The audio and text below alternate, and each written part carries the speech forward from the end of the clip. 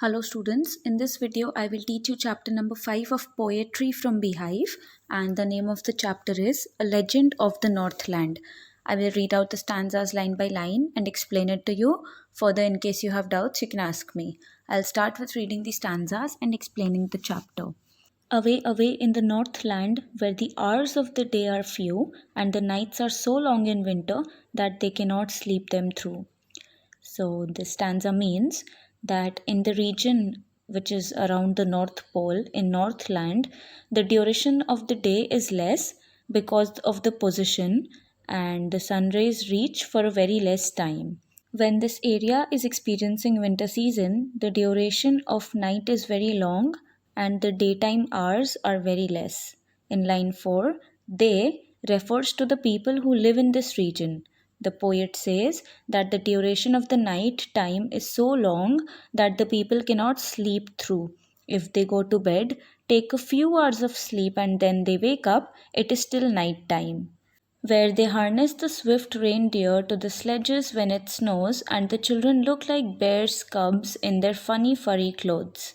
The stanza means that in the Northland region, when it experiences cold conditions in the snowy area, the reindeer is an animal which is found in the polar region.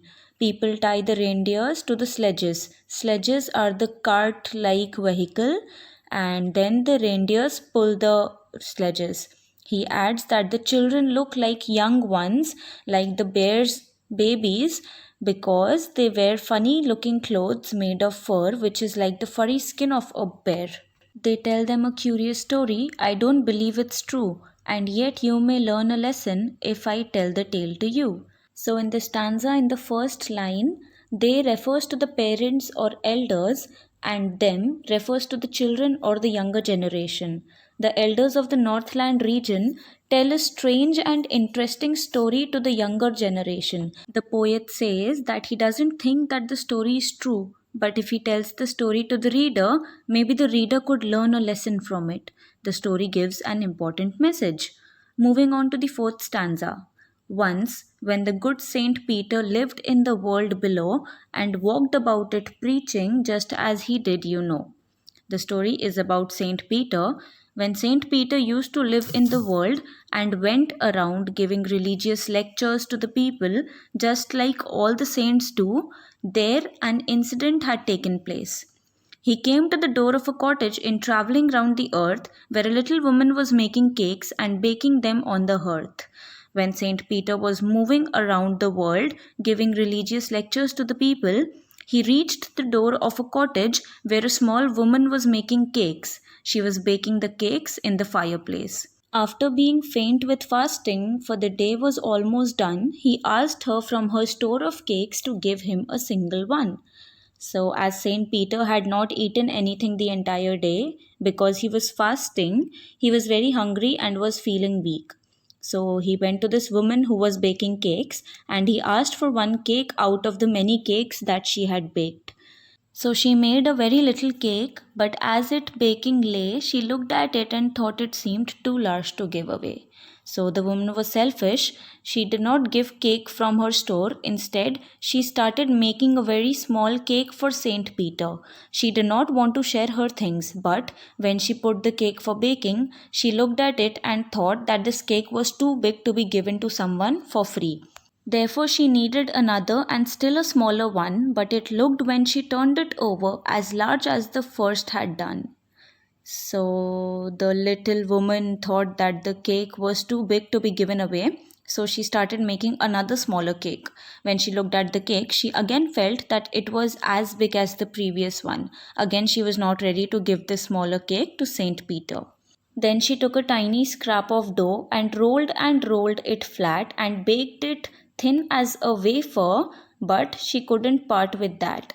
So the third time she took a very small amount of dough and rolled it. The poet says that she rolled and rolled to lay emphasis on the fact that she rolled the dough and made it very thin like a wafer, like a chips, and baked it. But she was so greedy that she couldn't give that thin piece of bread to the saint.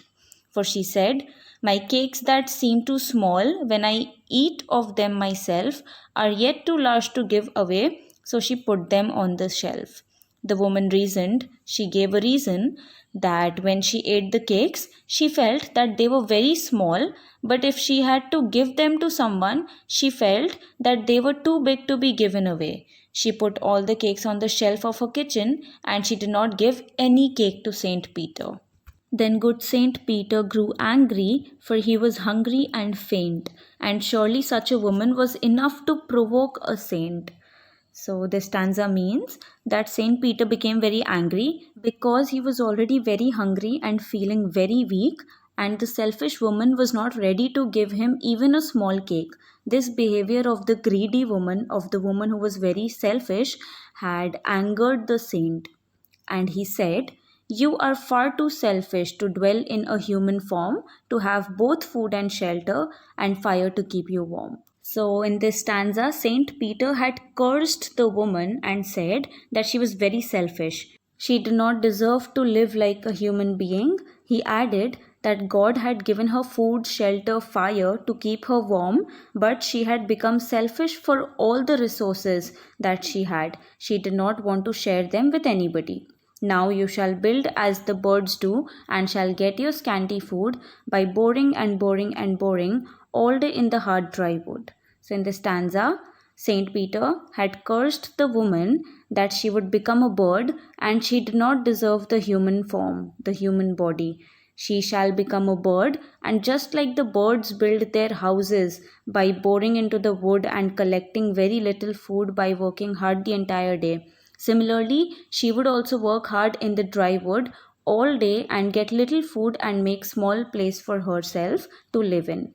Then up she went through the chimney, never speaking a word, and out of the top flew a woodpecker, for she was changed to a bird.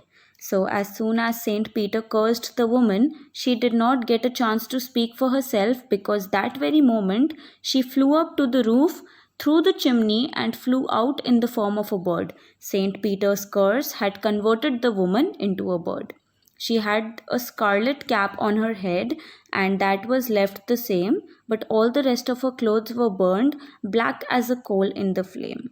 So, when the woman had turned into a bird, all that time she was wearing a red colored cap on her head. This cap was there on the bird's head also, but the woman's remaining clothes had burned and turned black in color just like coal.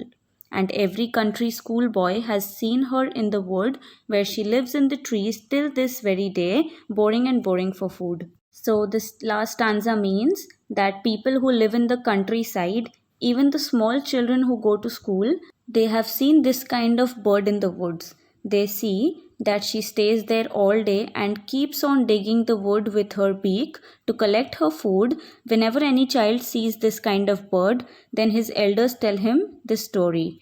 They say that the bird used to be a woman earlier. She was very greedy, and so she was cursed by Saint Peter and turned into a bird. They get a teaching that they should not be greedy and they should always help people who are in need.